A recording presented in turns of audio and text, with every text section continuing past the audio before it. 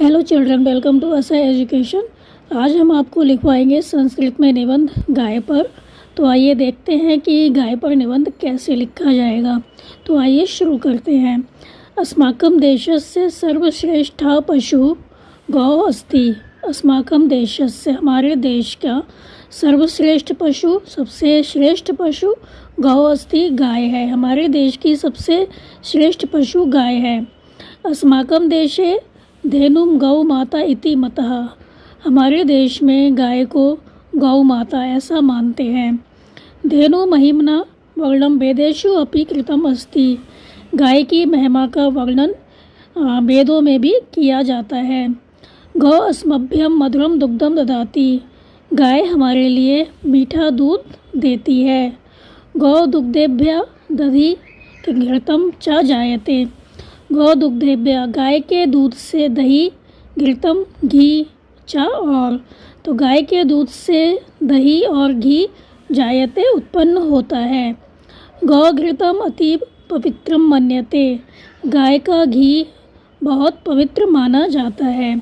तो यहाँ पर क्या बताया गया कि अस्माकं देशस्य सर्वश्रेष्ठा पशु गौ अस्ति। हमारे देश का सबसे श्रेष्ठ पशु गाय है। अस्माकं देशे धेनुम गौ माता इति मतः। हमारे देश में गाय को गौ माता ऐसा मानते हैं। धेनु महिमना वर्णन वेदेषु अपि कृतम अस्ति। गाय की महिमा का वर्णन वेदों में भी किया गया है। गौ अस्मभ्यम मधुरम दुग्धम ददाति। गाय हमारे लिए मीठा दूध देती है। गौ दुग्धेभ्यः दधि घृतम च जायते। गाय के दूध से दही और घी उत्पन्न होता है।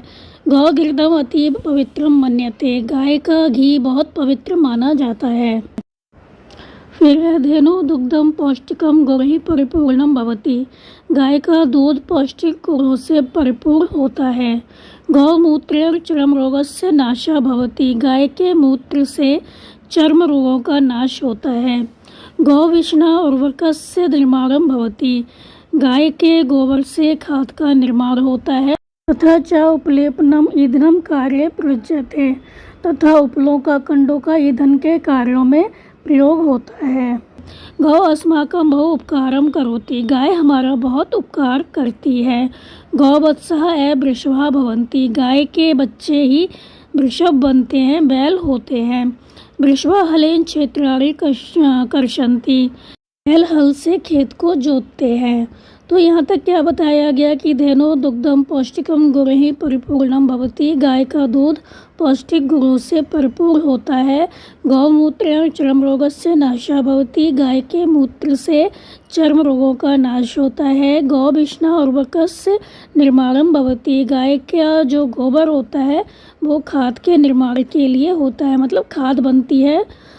तथा च उपलेपनम ईंधनम कार्य प्रयुज्यते।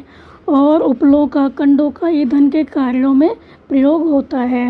गौ अस्माकं बहु उपकारम करोति। गाय हमारा बहुत उपकार करती है।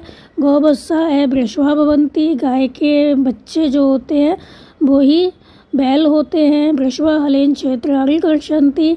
बैल हल से खेत को जोतते हैं। गौ घासम तृणम च खादति। गाय घास और तिनके खाती है। गौ अस्मभ्यम अति उपयोगी अस्ति। गाय हमारे लिए बहुत उपयोगी है। शिशुः रुग्णाश्च धेनु दुग्धम पिबन्ति। शिशु और रोगी गाय का दूध पीते हैं। धेनु द्वय श्रृंगे वर्तते। गाय के दो सींग होते हैं।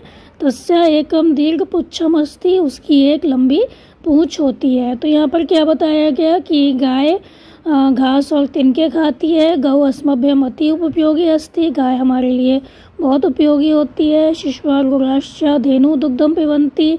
बच्चे और रोगी गाय का दूध पीते हैं। धेनु द्वय श्रृंगे वर्तते। गाय के दो सींग होते हैं। तस्य एकम दीर्घ पुच्छम अस्ति। उसकी एक लंबी पूंछ होती है। तस्याः चत्वारः पादाः सन्ति। उसके चार पैर होते हैं। धेन्वः शुक्ला श्यामा रक्ताश्च भवन्ति। गाय सफ़ेद, श्यामली और लाल रंग की होती है, लाल होती है। हम लिख सकते हैं धेनूनां विविधा वर्णा भवन्ति। गाय अनेक रंगों की होती हैं। केचन जना धेनुं हन्ति इदम उचितम न अस्ति। कुछ लोग गाय को हन्ति मारते हैं। इदम उचितम न अस्ति, यह ठीक नहीं है। धेनु जीवनदायिनी अस्ति, गाय जीवनदायिनी होती है। गौ पशु न अस्ति, गाय पशु नहीं है। सा माता अस्ति, पिता अस्ति, देवता अस्ति। वह माता है, पिता है, देवता है। तो यह बताया गया, यहाँ पर एक बार और समझ लेते हैं। तस्या चत्वारः पादा सन्ति, उसके 4 पैर होते हैं। धेन्वः शुक्ला श्यामा रक्ताश्च भवन्ति, गाय सफ़ेद श्यामली और लाल होती है। केचन जना धेनुम हन्ति, कुछ लोग गाय को मारते हैं। इदम उच्चतम न अस्ति, ये उचित नहीं है। धेनु जीवनदायिनी अस्ति, गाय जीवनदायिनी है।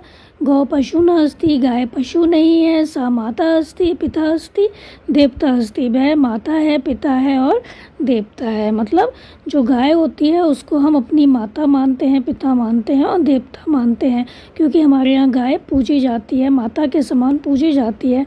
तो हमारी माता भी है, पिता भी है और देवता भी है हमारे लिए। तो ये था आपका गाय पर निबंध। उम्मीद है आपको समझ में आया होगा। तो आप इसको अच्छे से समझ कर याद कर लीजिए और हमारे चैनल ऐसा एजुकेशन को लाइक कीजिए, सब्सक्राइब कीजिए और शेयर करना बिल्कुल मत भूला करिए। Thank you.